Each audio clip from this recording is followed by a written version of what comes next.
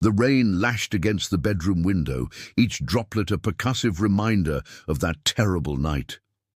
Eleanor Martin sat motionless at her vanity, brush suspended in midair, eyes fixed on nothing. The storm outside mirrored the one that had raged 40 years ago, the night they told her that her baby boy had died. She placed the silver hairbrush down with deliberate care, her fingers lingering on the ornate handle that had been her mother's. The wrinkles on her hands told stories of decades past, of a life half-lived in the shadow of absence. Eleanor's gaze drifted to the collection of framed photographs arranged on her dresser, her husband Richard smiling beside her on their 30th anniversary, their adopted daughter Lily graduating college, family vacations, birthdays, Christmases, all the milestones that marked a seemingly full life. But there, hidden behind the others, a small frame held only an empty square of yellowed hospital bracelet, the only physical proof her son had ever existed. All these years, she whispered to her reflection, the 67-year-old woman looking back at her a stranger, and I still hear you crying. The doorbell chimed downstairs, an unexpected intrusion into her Sunday afternoon ritual. Eleanor smoothed her cardigan and descended the stairs of her modest Chicago townhouse, the hardwood creaking beneath her slippers. Through the frosted glass of the front door, she could make out the silhouette of a man, too tall to be Richard, who was at his weekly golf game. When she opened the door, the world seemed to tilt beneath her feet. A young man stood on her porch, raindrops glistening in his dark hair. He was perhaps 30, with serious eyes that held a painfully familiar shape, eyes she saw every morning in her mirror. "Mrs. Martin?" he asked, his voice hesitant but clear. Eleanor gripped the doorframe. "Yes? My name is James. James Townsend." He paused, swallowing visibly. I think I'm your son." The blood rushed from Eleanor's face, her knees threatening to buckle beneath her. For 40 years, she had imagined this moment, dreamed it, prayed for it, until hope had withered into a private madness she shared with no one. "That's not possible," she whispered, though her heart thundered in her chest. "My son died in 1983. "Please," James said, holding out a manila envelope. "I know this is shocking, but I have documents, hospital records, things my adoptive mother kept hidden until she passed away last month." Eleanor stared at his hands, the long fingers, the slight curve of the thumb. Richard's hands, his father's hands. "Come in," she said, stepping back. "The rain." He entered her home like a ghost stepping through a veil, bringing with him the scent of rain and the impossible. In the kitchen, Eleanor's hands shook. As she prepared tea, James, this stranger, this miracle, sat at her round oak table, the same table where she had cried over baby clothes that never saw sunlight, where Richard had held her hands and begged her to try therapy again, where they had eventually signed adoption papers for Lily, their beautiful daughter, who could never quite fill the void. "I don't know how to begin," James said, placing the envelope between them. "I had a good life, Mrs. Martin. I was loved. Barbara, my adoptive mother, she was kind, but she kept secrets." Eleanor set down 2 mugs of tea and lowered herself into a chair. "What kind of secrets?" James opened the envelope and carefully spread out its contents. Birth records, hospital documents, letters marked confidential. And there, beneath it all, a photograph Eleanor had never seen, herself unconscious in a hospital bed, a tiny bundle being carried away by a nurse whose face was turned from the camera. "My God," Eleanor breathed. "Barbara worked as an administrative assistant at Northwestern Memorial," James explained. "She was part of something called Project Genesis. From what I've pieced together, it was a private research initiative. They selected certain newborns, babies with specific genetic markers." Eleanor couldn't look away from the photograph. They told me you were stillborn, that the umbilical cord—" She pressed her fingers to her lips. "I never even held you. According to these records, I wasn't stillborn. I had a rare blood type and genetic profile they were interested in." James slid forward a letter, yellowed with age. "This is from someone named Sarah Winters, a nurse who was there that night." Eleanor's hands trembled as she read the confession dated 1990. "I can no longer live with this burden," the letter stated. "The project took babies from mothers told their children had died. It wasn't right. Some of us knew it. I'm sorry I didn't speak sooner." The room spun around her. For decades, Eleanor had carried a mother's intuition that something wasn't right. The way the nurses avoided her eyes, how quickly they'd rushed the cremation, the death certificate thrust at her while she was still sedated. Richard had attributed her doubts to grief, to denial. Eventually, she'd stopped voicing them, letting her suspicions burrow deep inside where they fed on her spirit like a slow cancer. "Why?" she finally managed, looking up at the man who had her eyes, Richard's hands, and her father's cleft chin. "Why would they do this?" "Money," James said simply. "The research was funded by Harrison Laboratories. They were developing treatments for rare genetic disorders. My blood, my genetic makeup, it had properties they wanted to study. From what I can tell, there were at least 50 of us. All taken, all erased." Eleanor thought of the nursery she'd finally dismantled when Lily was 3, the tiny clothes she couldn't bear to give away, still boxed in the attic, the birthdays she silently marked each year, the cemetery plot she visited with flowers for a body that was never there. "How did you find me?" she asked, her voice barely audible. "DNA testing," James said. "I did one of those ancestry kits. Last year, curious about my medical history, there was a partial match to someone named Lily Martin." "Your daughter?" Eleanor nodded, tears spilling freely now. "We adopted her when she was 2, after we lost you, after I couldn't—" She couldn't finish. "I messaged her through the site, but I didn't tell her everything, just that we might be related. She mentioned her mother had lost a baby in 1983. And then when I found Barbara's papers after she died, everything connected." Eleanor reached across the table, her fingers hovering inches from his face, afraid he might disappear if she touched him. "May I?" James nodded, leaning forward. Her fingers brushed his cheek, warm and solid and real. Not a ghost, not a dream, a flesh-and-blood miracle sitting at her kitchen table. "What happens now?" she asked, but before James could answer, the front door opened. Richard's voice called from the hallway. "Ellie? Whose car is in the driveway?" Eleanor and James stared at each other, a lifetime of secrets and lies stretching between them like a chasm. The truth was about to break over their family like a tidal wave. "In here," Eleanor called, her voice stronger than she expected. "Richard, there's someone you need to meet." Richard appeared in the doorway, golf clothes still damp from the rain, confusion etched across his weathered face. His eyes moved from Eleanor to the stranger at their table, then to the documents spread between them. He froze, recognition dawning slowly, terribly on his face. "Who?" he began, but the question died on his lips as his gaze locked with James's. It was like looking at a younger version of himself, the same cleft chin, the same broad shoulders. "This is James," Eleanor said, rising from her chair. "Our son." Richard's face drained of color. "That's not possible. Our son is dead."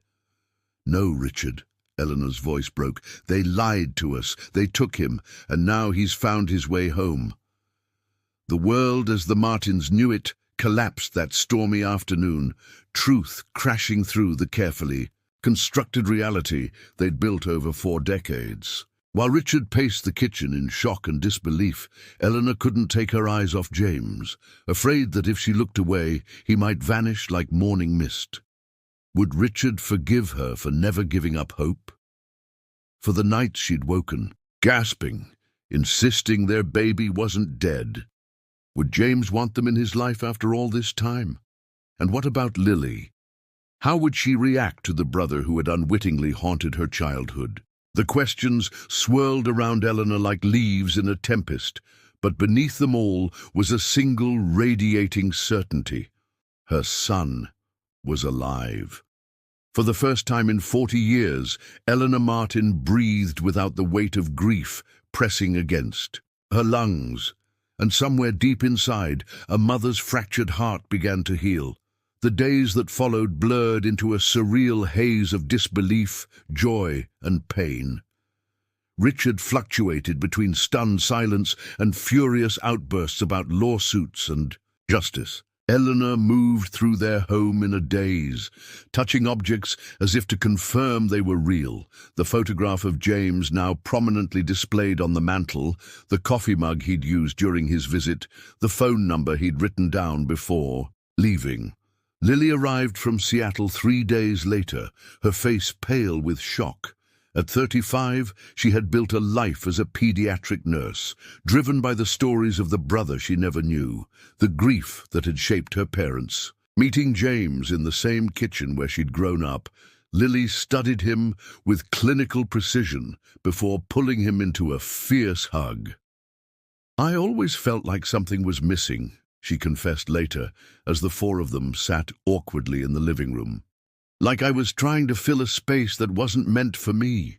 "You filled your own space," Eleanor insisted, reaching for her daughter's hand. "You were never a replacement, never." But the truth hung heavy between them, that Lily had grown up in the shadow of a ghost, that her childhood had been colored by her mother's unresolved grief, that perhaps Eleanor hadn't been fully present, even when she tried her hardest to be. James, sensing the tension, spoke carefully. "I have a family too," he said. "A wife, Claire. Twin boys who are 5. He smiled, a small dimple appearing. In his left cheek, Eleanor's dimple. They're excited to meet their new grandparents and their aunt. Eleanor pressed her hand to her heart. Grandchildren, a daughter-in-law. An entire life that had continued without her, like a river diverted from its course. "Are you angry?" Richard finally asked, his voice rough with emotion. "That we believed them when they said you had died?" James considered the question, his expression thoughtful. "No," he said finally. "Barbara, my adoptive mother, she didn't know the full truth either, not at first. She thought she was legally adopting a baby whose mother had chosen to give him up. By the time she learned what Project Genesis really was, I was already her son. She was protecting me the only way she knew how. But those people," Richard insisted, his hands curling into fists, "they have to be held accountable." "They will be," James promised. "I've been in contact with a journalist. There are others. Like me, other families. We're gathering evidence." Eleanor hardly heard them. She was staring at James's hands as he spoke, at the wedding band on his finger, trying to imagine the life he'd lived without her, the first steps she'd never witnessed, the school plays she'd never attended, the graduation she'd never cheered. And how did a mother reconcile with such a profound loss of time? "I'd like to see them," she said suddenly, interrupting the conversation. "Your boys, my grandsons." James's face softened. "I was hoping you'd say that." 2 weeks later, on a bright Saturday morning, Eleanor stood in her kitchen baking cookies, chocolate chip with walnuts. Her hands moved with new purpose, no longer weighted by grief. Richard was in the backyard, inflating a kiddie pool they'd purchased the day before, grumbling about the instructions, but smiling more than Eleanor had seen in years. When the doorbell rang, Eleanor wiped her hands on her apron and took a steadying breath. Outside stood James, holding the hands of 2 identical boys with tousled brown hair and missing front teeth. Behind them was a pretty woman with kind eyes, Claire, James's wife. "Boys," James said, kneeling down, "this is your grandmother, Eleanor." The one I told you about." The twins stared up at her with solemn faces. Then one of them, Tyler or Ryan, Eleanor wasn't sure which yet, stepped forward and held out a slightly crushed dandelion. "Is it true you're my real grandma?" he asked. Eleanor knelt down despite her arthritic knees and accepted the weed as if it were a precious gift. "Yes," she said, her voice thick with emotion. "I'm your real grandma." The boy studied her face, then nodded decisively. "You have the same eyes as Daddy," he announced, then turned to his brother. "Told you." Just like that, the ice was broken. The boys raced past her into the house, eager to explore. Claire embraced Eleanor warmly, whispering, "They've been so excited to meet you." As the day unfolded, Eleanor found herself in a whirlwind of activity and noise that her quiet house hadn't known in decades. The twins splashed in the backyard pool, shrieking with laughter. Richard, surprisingly adept with children despite his initial awkwardness, was teaching them how to use a garden hose as a water cannon. Lily arrived around noon, bringing a cake and enough nervous energy to power a small city. Eleanor moved among them like a woman in a dream, touching shoulders, straightening towels, refilling lemonade glasses. Every few minutes, her eyes sought out James, her son, her miracle, as if to reassure herself that he was still there. During a quiet moment, while the boys napped on the living room floor and the others chatted on the patio, Eleanor found herself alone with James in the kitchen. "Are you happy?" she asked suddenly. "With your life, I mean." James leaned against the counter, considering. "I am," he said finally. "Barbara was a good mother. She gave me everything she could: love, education, stability. But there was always—" He paused, searching for the right words. A question mark. "A sense that part of my story was missing." Eleanor nodded, understanding all too well that nagging incompleteness.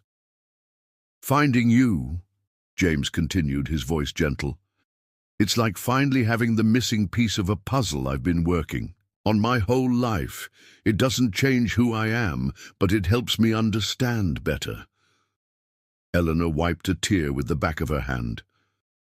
"I never stopped looking for you," she confessed. "Not really. Even when everyone told me to accept that you were gone. Even when I tried to convince myself. A mother knows. Have you ever felt that inexplicable certainty about something, despite all evidence to the contrary? Has someone you know experienced a loss that kept them searching long after others had given up? I'd love to hear your thoughts in the comments." James stayed late that night, long after Claire had taken the drowsy twins home. He sat with Eleanor on the porch swing, the same swing where she had rocked Lily through colic and nightmares, where she had sometimes sat alone on August 17th, each year her lost son's birthday, and whispered wishes into the darkness. "I have something for you," James said, pulling an envelope from his jacket pocket. "Barbara kept a journal for me every year on my birthday. She wrote about what milestone I'd reached, what made her proud." He hesitated, then added, "After I found the truth, I asked her why. She said she was keeping a record for someone else too, for the woman who gave birth to me." Eleanor accepted the envelope with trembling hands. Inside were photocopied pages filled with neat handwriting, chronicles of a childhood she had missed, preserved by a woman who had understood on some level the magnitude of what had been stolen from another mother. "Thank you," Eleanor whispered, clutching the pages to her chest, "for this, for finding us, for forgiving us for not finding you." James covered her hand with his. "There's something else," he said. "The journalist I mentioned, she's been investigating Project Genesis for months. She's uncovered records, witnesses. The story breaks tomorrow in the Tribune." Eleanor's heart raced. "Everything? About all the babies?" James nodded. 47 families at least, all told their babies had died. All stolen for genetic research by Harrison Laboratories. "Why now?" Eleanor asked. "After all these years?" "The company's founder, Edward Harrison, is dying," James explained. His granddaughter discovered old records, internal memos. She came forward. She couldn't live with the family legacy. Eleanor thought of the Harrison name, plastered on medical buildings, charity galas, scientific prizes. A fortune built on stolen children, on mother's grief. "What will happen?" she asked. "Justice, hopefully," James said. "Acknowledgement, at least. The truth matters, even decades later." He squeezed her hand. "Are you ready for what comes next? The questions, the media, the legal battles." Eleanor looked out at the quiet street, at the neighborhood where she had lived half a life for 40 years. Ready? How could anyone be ready for their private pain to become public spectacle? But then she thought of other mothers out there, still visiting empty graves, still waking in the night, thinking they'd heard a baby's cry. "Yes," she said firmly, "I'm ready." The story broke with the morning edition of the Chicago Tribune. By noon, their phone was ringing constantly. By evening, news vans lined the street. Eleanor watched from behind drawn curtains as their private reunion became a national scandal. Stolen children, Harrison Laboratories' dark secret screamed the headlines. Grieving parents reunited with dead children after 40 years. Richard handled the reporters, his attorney's training serving him well. Lily stayed close to Eleanor, fielding calls and coordinating with other families who were coming forward. And James became the unofficial spokesperson for the Genesis children, as the media dubbed them, his calm demeanor and compelling story making him ideal for television interviews. 2 days after the story broke, Eleanor sat in their living room, surrounded by family, watching James on a national news program. The twins were sprawled on the floor with coloring books, occasionally looking up at the television to point at their father. Claire sat beside Eleanor, their hands clasped tightly. "The most important thing to remember," James was saying to the interviewer, "is that this wasn't just corporate greed or scientific overreach. This was the systematic destruction of families. Every child taken was a universe of possibilities stolen from parents who never got to see them grow."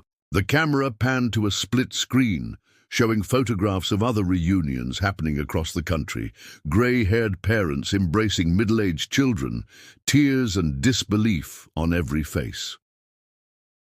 "What do you hope comes from this revelation?" the interviewer asked. James looked directly into the camera, and Eleanor felt he was speaking directly to her. "Healing," he said simply. "Not just for the families like mine who have been reunited, but for those who are still searching. And for those whose children might never be found, I hope they know now that they weren't crazy for questioning, for doubting what they were told. A parent's intuition is powerful. Sometimes it's the only truth we have." Eleanor thought of the decades she'd spent questioning her sanity, wondering if her inability to accept her son's death was pathological grief rather than maternal instinct. How many therapists had gently suggested she needed to let go? How many times had Richard begged her to stop talking about her suspicions? The interview ended, and the room fell quiet except for the soft scratching of the twins' crayons. Lily broke the silence. "Mum," she said hesitantly, "I owe you an apology." Eleanor turned to her daughter, surprised. "For what, sweetheart?" "For not believing you," Lily said, her eyes filling with tears. "All those years when you'd say something felt wrong about James's death. I thought you couldn't accept reality, that you were stuck in your grief." Eleanor reached for her daughter, pulling her close. "Oh, Lily, you were a child when we adopted you, and then a teenager trying to find your place. How could you have known?" "But I'm a nurse now," Lily insisted. "I've seen mothers with their newborns. That connection. I should have trusted that you would know." "We all believed what made sense," Richard said from his armchair, his voice heavy with the weight of his own regret. "The alternative was too unthinkable." Eleanor looked around the room, at her husband, humbled and determined to make amends, at her daughter, fiercely protective now that she understood, at her daughter-in-law, who had welcomed them into her family without hesitation, at her grandsons, blissfully unaware of the decades of pain that had preceded their joyful integration, into her life and at the television screen, where her son's face had been moments before. The family she thought she'd lost, the family she'd built in the aftermath, the family now being forged from both, stronger for having been broken and remade. 3 months later, Eleanor stood on the steps of the Chicago courthouse, surrounded by other families like hers. Behind them stood their adult children, the Genesis children, now in their 40s, many with families of their own. Before them, a sea of reporters and cameras.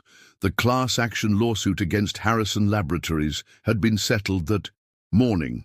No amount of money could restore the lost years, but the settlement would fund ongoing searches for other stolen children, counseling for reunited families, and a permanent memorial to be established at Northwestern Memorial Hospital. Most importantly, Edward Harrison himself had issued a public confession from his deathbed, admitting to founding Project Genesis after his own son died of a rare genetic disorder in 1980.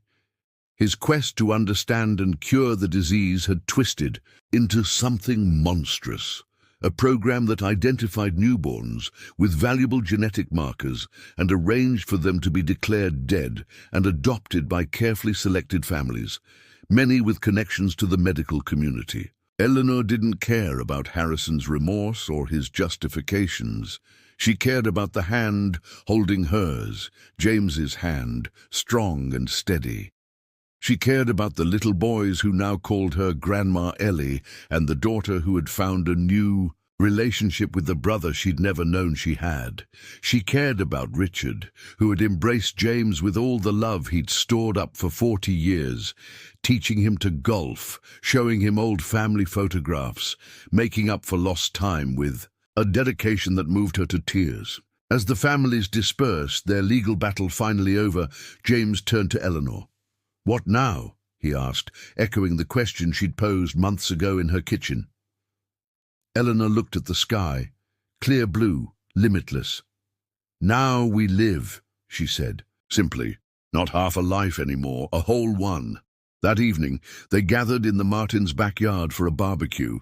The twins chased fireflies across the lawn, while the adults sat on the patio, watching the sunset paint the sky in shades of pink and gold.